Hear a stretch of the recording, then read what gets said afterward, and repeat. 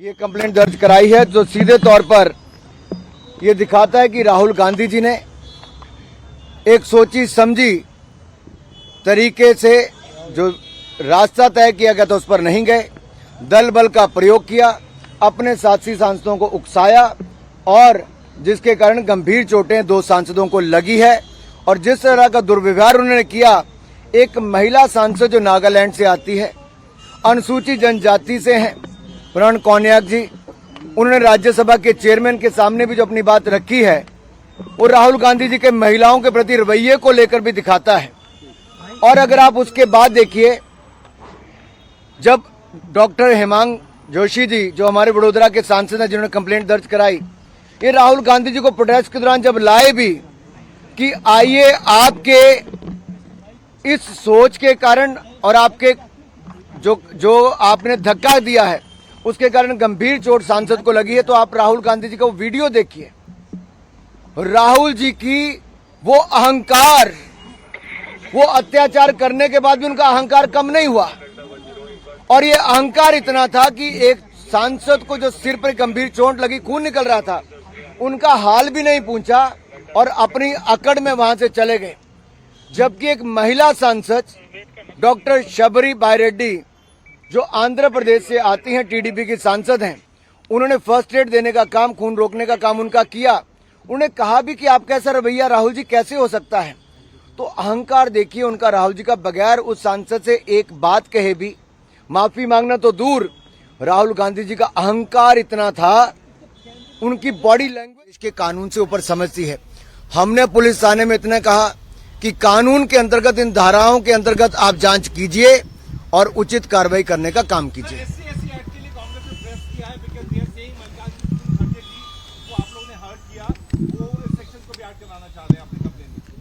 उल्टा चोर कोतवाल को डांटे, कांग्रेस का ये रवैया। और मैं विशेष तौर पर कहना चाहता हूं, जो राहुल गांधी जी ने एक महिला सांसद के साथ दुर्व्यवहार किया है और दो सांसदों को घायल करने का काम किया। मैंने यहां की हमारी स्थानीय सांसद बांसुरी स्वराज जी को साथ में हम लेकर आए, मैं भी साथ में आया। डॉक्टर हेमांग जोशी जी ने जो यहां पे कंप्लेंट दर्ज की है उसमें हमने सबूत भी, अब तो आपने टीवी चैनल वालों ने दिखा दिए सारे, कि कैसे उनके धक्के के कारण चोटें लगी हैं, कैसे महिला सांसद का दुर्व्यवहार किया है। और अब कांग्रेस खिंचानी बिल्ली खंबा नोचे वैसी इनकी हालत है जी। ये वही राहुल गांधी हैं जो अपनी सरकार में अपने ही ऑर्डिनेंस को भरे चौराहे पे आके फाड़ देते हैं। ये अपनी सरकार में किसी को नहीं मानते थे तो आज क्या मानेंगे, एक तो बात ये। दूसरा, ये वही कांग्रेस पार्टी जिसने बाबा साहब अंबेडकर के संविधान को तार तार किया, चाहे उल्लंघन किया हो बार बार, चाहे एक और इमरजेंसी लगाने का काम किया हो या बार बार उसमें संशोधन लाने का काम किया, ये सब कांग्रेस ने काम किया। आज कांग्रेस का चेहरा बेनकाब हुआ तो आज कांग्रेस अपना वो चेहरा जो अंबेडकर विरोधी और संविधान विरोधी उसको छिपाने का काम करे।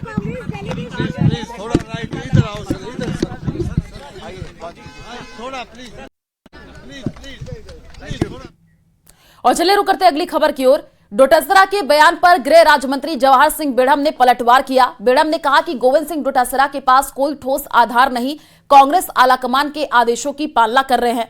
पीकेसी ईआरसीपी राइजिंग राजस्थान में हुए एमओयू से कांग्रेस बौखलाई हुई है।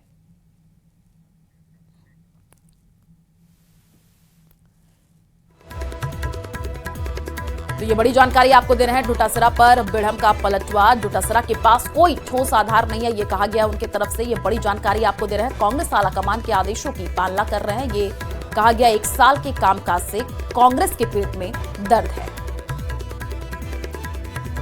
कांग्रेस प्रदेश अध्यक्ष गोविंद सिंह डोटासरा के सवालों का जवाब देने के लिए हमारे साथ गृह राज्य मंत्री जवाहर सिंह बेढ़म साहब मौजूद है। सर, कांग्रेस के प्रदेश अध्यक्ष ने भी हाल ही में प्रेस कॉन्फ्रेंस की और बीजेपी के ऊपर कई तरीके के जो सवाल हैं वो दागे, क्या कुछ कहेंगे? देखिए, उनके पास कोई ठोस आधार तो है नहीं।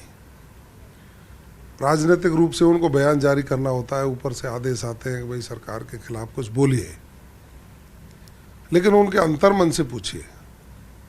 राजस्थान में पहली बार ऐसा बजट पेश हुआ जिसमें कोई भेदभाव नहीं किया गया। कई कांग्रेस के लोग सदन में जब बोले तो माननीय मुख्यमंत्री जी को उन्होंने धन्यवाद ज्ञापित किया कि हम मुख्यमंत्री जी का धन्यवाद ज्ञापित करते हैं कि उन्होंने हमारा सबका ख्याल रखा, क्योंकि हम जनता के प्रति जवाबदेह हैं। अब कांग्रेस की नींद उड़ गई, क्योंकि ERCP का MOU हुआ, MOA हो गया और देश के प्रधानमंत्री जी शुभारंभ भी कर गए। माननीय मुख्यमंत्री जी ने किसानों के हित में सकारात्मक निर्णय लिए हैं। हम किसान सम्मान निधि बढ़ा करके दे रहे हैं, उनकी फसल का मूल्य बढ़ाने का काम किया, डीजल पेट्रोल पर दाम हमने कम कर दिए। महिलाओं के उत्थान के लिए लखपति दीदी बनाने का काम हमने शुरू कर दिया है, सेल्फ हेल्प ग्रुपों को सहायता देने का काम कर रहे हैं। युवाओं के हित में बड़ा निर्णय लिया है, 1 लाख नौकरी इसी वर्ष और 4 लाख नौकरी 5 वर्ष में सरकारी देंगे और 6 लाख नौकरियां निजी क्षेत्र में देने के लिए माननीय मुख्यमंत्री जी ने पूरी प्लानिंग कर दी है। लेकिन सर टीकाराम जूली जी इस बीच में ये कह रहे हैं कि गृह राज्य मंत्री जी का जो जिला है, मुख्यमंत्री जी का जो जिला है, वो क्राइम के मामले में अव्वल है। टीकाराम जूली जी अपने गृहवान में झांक करके देखें। जब टीकाराम जूली साहब पिछली बार सरकार में मंत्री थे तो हाय हाय तौबा मचा हुआ था। हमने साइबर क्राइम पे इतना कंट्रोल किया है कि 18% डीग जिले में हुआ करता था, वो 4% पे आके टिक गया, उसको भी समाप्ति की ओर ले। पूर्व मंत्री गोविंद राम मेघवाल के बयान पर बीजेपी नेताओं की कड़ी प्रतिक्रिया सामने आई है। गोविंद राम मेघवाल के बयान पर बीजेपी विधायक गोपाल शर्मा ने कहा कि पिछले 1 वर्ष से गोविंद राम मेघवाल किस बिल में छिपे हुए थे। तो वही बाल मुकुंदाचार्य ने कहा है कि गोविंद राम मेघवाल केवल सपने देख रहे हैं, जैसे शेख चिल्ली देखा करते थे। कांग्रेस के कुशासन, कांग्रेस के कार्यकर्ता ही परेशान और भजनलाल शर्मा की सरकार में कई ऐतिहासिक कार्य हो रहे हैं। तो वही गृह राज्य मंत्री जवाहर सिंह बेढ़म ने कहा है कि कांग्रेस के लोग केवल मुंगेरी लाल के सपने देख रहे हैं। तो इतना ही कहना चाहूंगा कि कांग्रेस के लोग मुंगेरी लाल वाले सपने देख रहे हैं, क्योंकि उपचुनाव का जो इतिहास है वो आप देख सकते हैं कि इनकी जो स्वीकार्यता, ये बता रहे थे कि हमें जनता पसंद करती है, जनता ने उपचुनाव में इनको जवाब दे दिया है।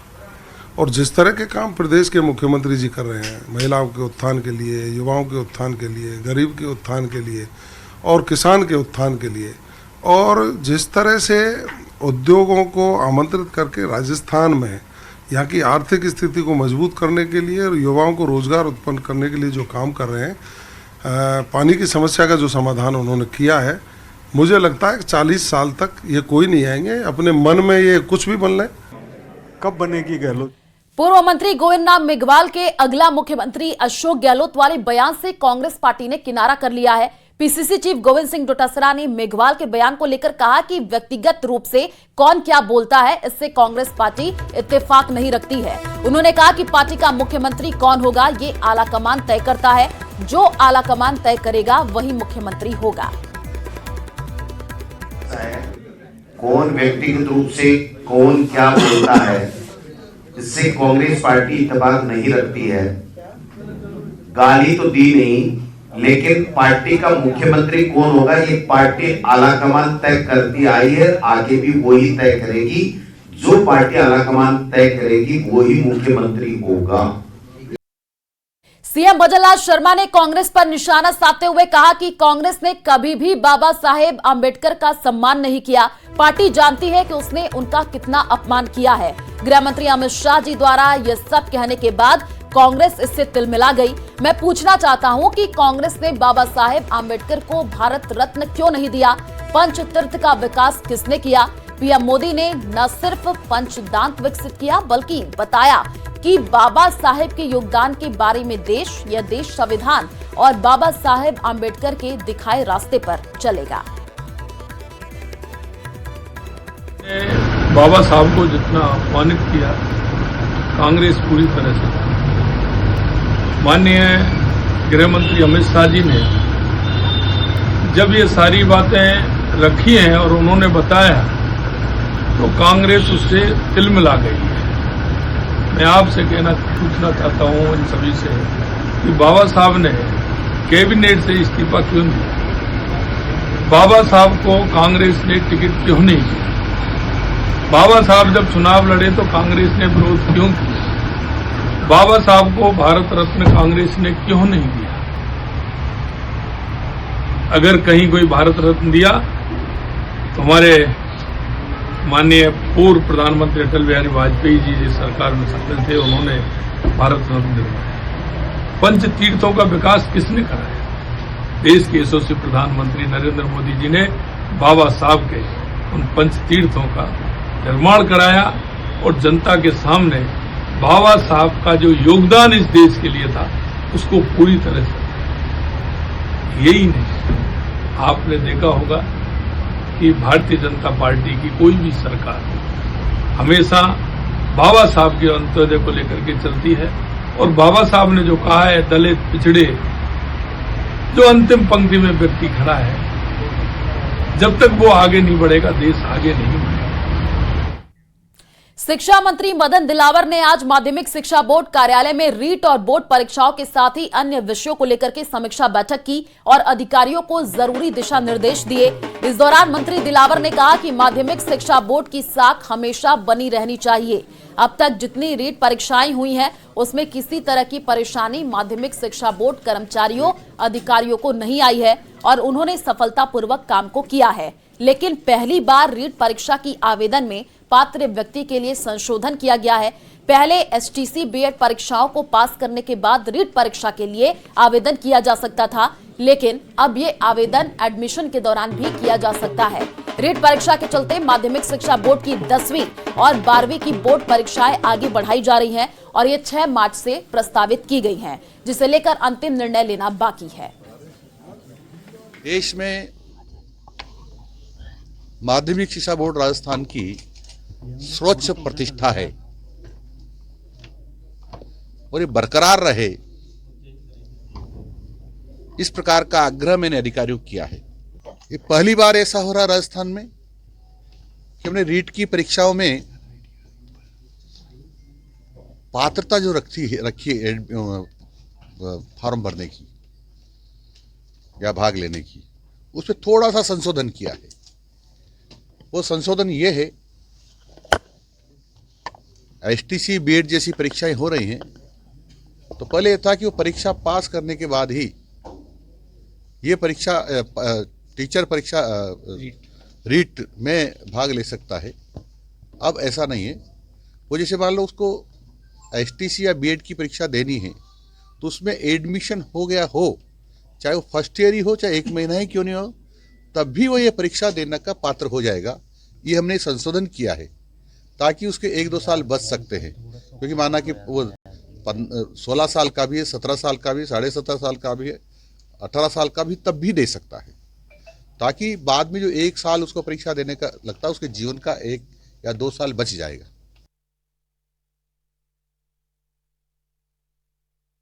प्रतापगढ़ के सुखाड़िया स्टेडियम में रोजगार शिविर का आयोजन किया गया। रोजगार शिविर में लगभग 1000 बेरोजगारों को रोजगार देने का लक्ष्य रखा गया है।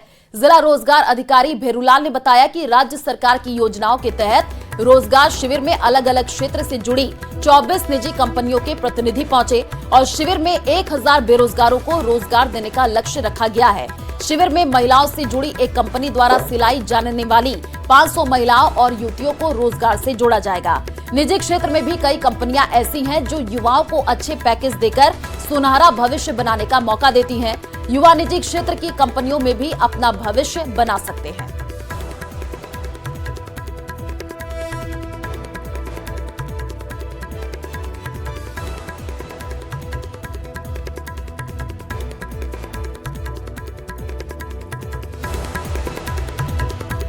प्रतापगढ़ से ये जानकारी आपको दे रहे हैं, जहां पर सुखाड़िया स्टेडियम में रोजगार शिविर का आयोजन किया गया। 1000 बेरोजगारों को रोजगार देने का लक्ष्य रखा गया। जिला प्रशासन श्रीमान जिला कलेक्टर महोदय के निर्देशानुसार और राजस्थान सरकार की योजना को पूर्ण करने के लिए लगाया गया है। इसमें और कोटा से बड़ी खबर सामने आ रही है। डीएफओ थप्पड़ प्रकरण मामला, आपको बता दें कि पूर्व विधायक भवानी सिंह राजावत कोर्ट में पेश हुए। थप्पड़ कांड में बीजेपी नेता महावीर सुमन की भी पेशी हुई। धारा 323, 353 में राजावत और महावीर को 3 साल की सजा हुई है। इस वक्त की सबसे बड़ी जानकारी आपको दे रहे हैं। हालांकि 3 साल तक की सजा में राजावत और महावीर की जमानत हो गई है। राजावत ने मामले में हाईकोर्ट से अपील करने की बात कही है। तो ये बड़ी अपडेट आपको दे रहे हैं। डीएफओ थप्पड़ प्रकरण मामले से जुड़ी हुई सबसे बड़ी जानकारी, जहां पर आपको बता दें कि धारा 323, 353 में राजावत और महावीर को 3 साल की सजा हुई है और 3 साल तक की सजा में राजावत और महावीर की जमानत हो गई है। और ज्यादा जानकारी के लिए संवाददाता हिमांशु हमारे साथ जुड़ चुके हैं। हिमांशु, बीजेपी नेता महावीर सुमन की पेशी भी हुई है, जमानत भी हो गई, क्या कुछ ये पूरा मामला रहा? देखिए, आपको बता दें कि ये मामला डीएफओ थप्पड़ प्रकरण से जुड़ा पूरा मामला है, पुराना प्रकरण है। इस पूरे मामले में पूर्व विधायक भवानी सिंह राजावत की कोर्ट में पेशी हुई। थप्पड़ कांड में आपको बता दें कि बीजेपी नेता महावीर सुमन की भी इसके साथ में पेशी हुई थी, क्योंकि इन दोनों के ही नाम थे और धारा 323, 353 में भवानी सिंह राजावत और महावीर को 3 साल की सजा हुई थी। हालांकि अब इसमें भवानी सिंह राजावत और महावीर की जमानत हो गई है। इसके साथ ही जब भवानी सिंह राजावत ने इस पूरे मामले में मीडिया से बात की तो राजावत ने मामले में हाई कोर्ट में अपील करने की भी बात फिलहाल स्पष्ट तौर पर कही है। लेकिन आपको बता दें कि जब ये मामला डीएफओ के थप्पड़ प्रकरण का मामला हुआ था, उसके बाद में इस पूरे मामले को लेकर के लंबा विवाद जो है वो कोटा में देखने को मिला था। इसको लेकर के अलग अलग जो बयानबाजी है राजनीतिक हलकों में वो मोटे तौर पर सामने आई थी। अधिकारियों के स्तर पर भी भवानी सिंह राजावत के खिलाफ एक गुस्सा जो है वो सड़क पर देखने को मिला था, क्योंकि कुछ मामले को लेकर के भवानी सिंह राजावत फॉरेस्ट विभाग के ऑफिस गए थे और उसी दौरान एक डीएफओ को भवानी सिंह राजावत ने थप्पड़ जो है वो जड़ दिया था। तो लंबे समय तक ये मामला सुर्खियों में रहा था। लंबे समय तक इस मामले में जो बड़ा विवाद है वो सड़कों पर देखने को मिला था। बिल्कुल हिमांशु, आप इस पूरी खबर पर नजर बना करके रखिए, आगे भी आपसे अपडेट लेंगे। फिलहाल